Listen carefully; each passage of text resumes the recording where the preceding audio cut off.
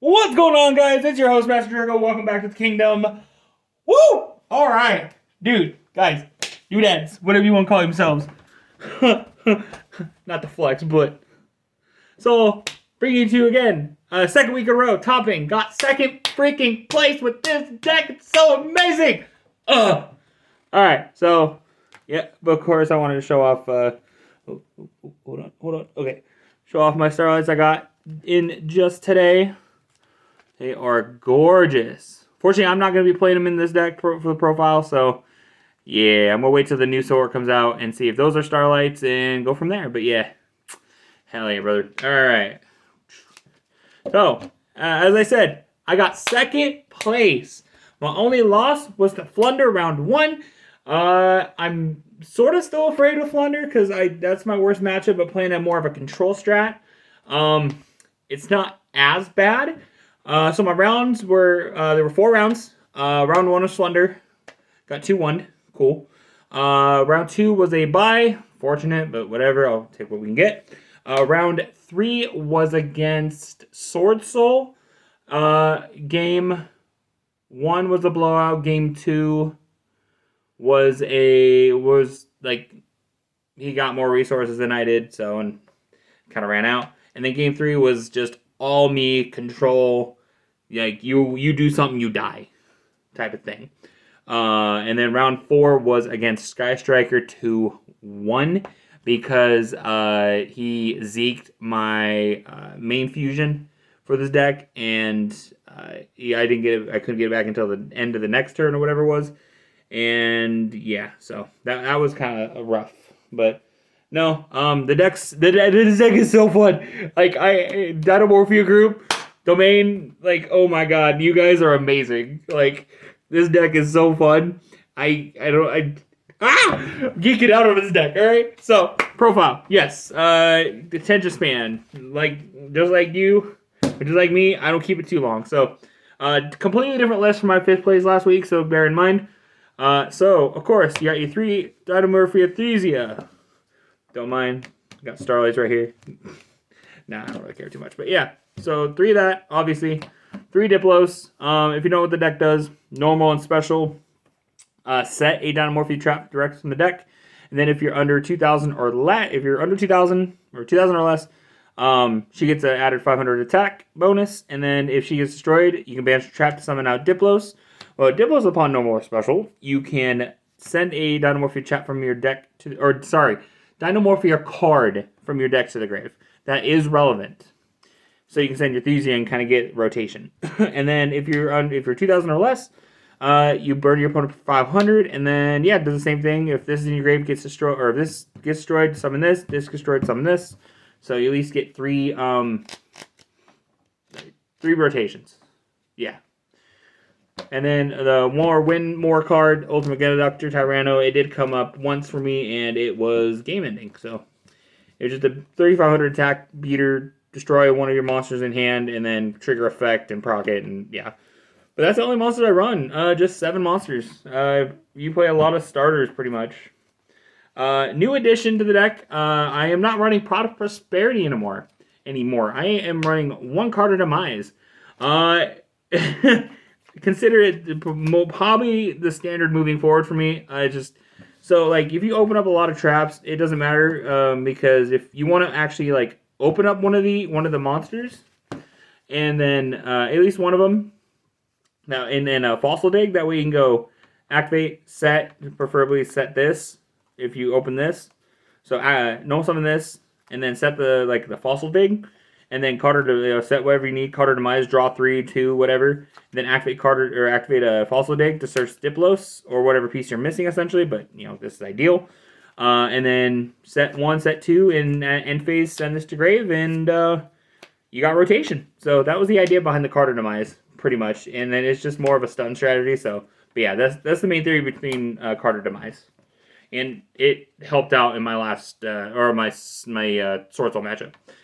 Standard 3 Fossil Dig, and then I moved to triple Pot of Duality. Like I said, I'm not playing Pot of Prosperity anymore.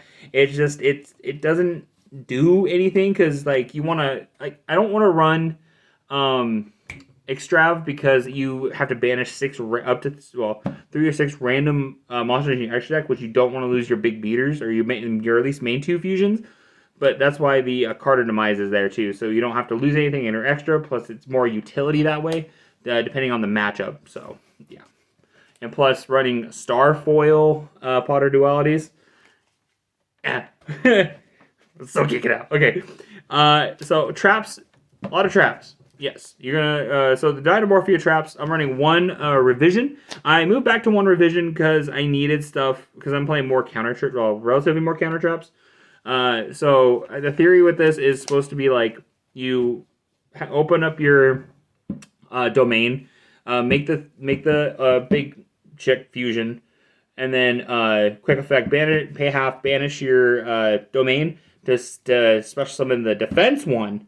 That way you can go. So you have 2 potential fusion monsters on field. So this can resolve either way.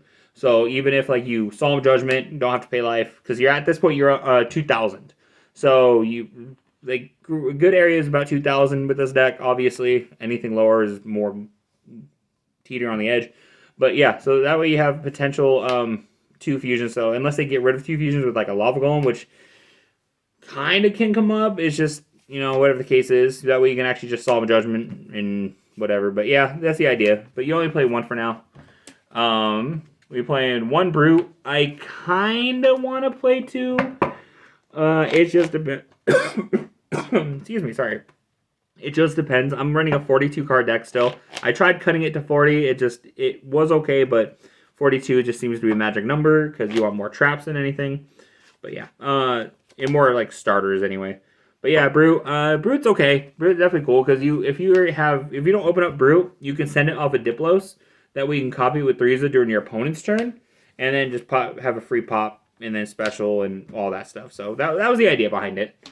I will consider playing 2 in the future. 1 Sonic's pretty good actually for like a first turn. That way if they don't, so that way they can't evenly match you or lightning storm you. So that was the idea. I didn't see it against I think I did see it in my Flunder matchup where I got in the Green 3 I got Dustered, and there's some other tech cards in here that I'm playing that should have seen but didn't. But yeah. But yeah, just 1 Sonic's good because you can copy it through revision, so which is nice. That was kind of the kind of idea behind that. And then 2 Shell, I moved it down to 2 because it just wasn't doing enough for at 3. I mean, yeah, battle protection's cool, but that's what the revision is in there for the counter stuff. But just 2, and then cool with like during your opponent's turn, you can send this off a Diplos if you go to special summon from the grave. That way, if there's already 2 in the deck, you can just send 1. That way you're protected through battle. Even though Diplos will probably be in defense. I mean, piercing is still a thing, so. I'm coming from, for the Dinomorphia group on Facebook, I'm a Ritual Beast player. So, like, something like this, Dinomorphia Alert, it's good. It's really good. Up to 2, what was it? Up to 2 Dinomorphias whose level equal or less than 8. So technically you can even revive your fusions, which is pretty dope. They're like, yeah, okay, it's a 1-for-1 cool, but you want to obviously maximize the Thursday and the Diplos as much as possible. But like late game, special summon your big fusion when you're down to like 6 life points and smack over for game. Like that's pretty good. I had that happen 1 time, but mostly you're just getting like Diplos and Thursday just to get more advantage and everything. So. But just 2, 2 seems to be a magic number, and you'll see why. And then last, Dinomorphia trap, obviously 3 domain. 3 domain is the best, like, just fusion trap card in the freaking game, dude. Like, sending 1 from deck, 1 from field, or 1 from deck, 1 from hand, or 2 from deck, 2 from field, 2 from hand. Like, it's any combination of that is just godly. Oh, man. Oh, it's great. It's great. It's great. So for the non-Dinomorphias, I am playing 1 Trap Trick still. So this is with the whole, like, well, besides this, because it's 3 of, but the 2 alerts as well as other traps coming up. The 1 Trap Trick, guys. Just 1 Trap Trick. It seems like it's fine. If you want somehow more of a back row deck, sure, 2, but, like, 1's been fine. One is literally like the perfect one because like if you have this, like if you have the was it and it, like set 4 pass, including this, and they go Duster you just flip over this, get Waking the Dragon, and that. Oh, spoiler! Next card. Hold on. Next card on the list. Waking the Dragon! Hey!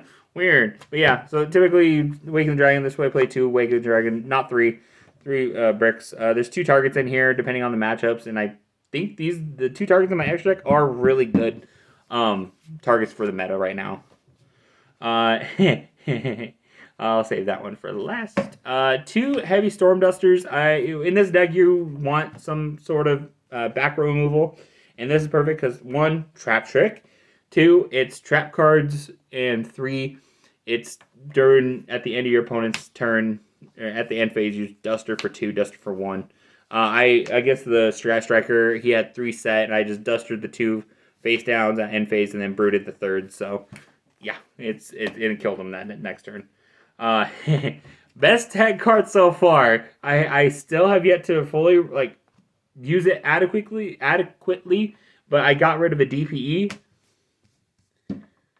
Ferret Flames, dude. Like, you guys were on something, man. This card's broken. Alright, let me read you its effect.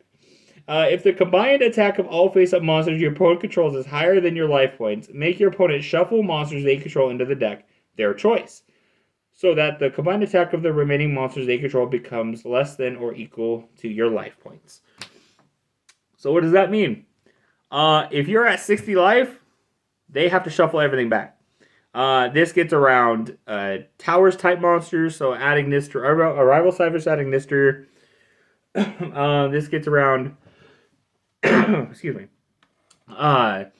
DPE. If they go, they try to change DPE, you just flip this, it shuffles back, and then if they have no cards on their side of the field, they can't resolve DPE. So that protects your DPE as well. That did come up.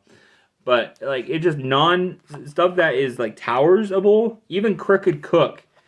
Even Crooked Cook, guys, like, this deck is, this whole, like, archetype in general is slept on, and people are just, like, they made jokes about it. Like, we got made fun of. I got made fun of because of the deck, right? It's like, oh, I'm just going to Sparks you, I'm just going to cause you, I'm just going to burn you. It's like, no. This deck has ways to prevent that stuff. So, yeah, this, like, I might roll this as a 3-of, but it's just, like, I might side the 3rd, so it's weird. It's cool, though. It's a cool trap card. I bumped Torrential Tribute down to 2 because it wasn't really doing too much. But like I said, Trap Trick is really good, and you just Trap Trick it out if need be. If your opponent starts going ham, just to go, no, Torrential the field.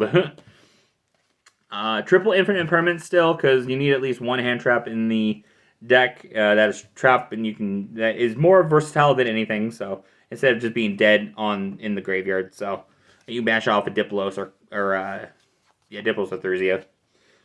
And then 3 strikes, moved it up to 3, and 3 judgments. Obviously, pay life and get to 2,000 as quickly as possible, or lower, but typically about 2,000. So having 2 of these in the back row, your opponent's not doing shit.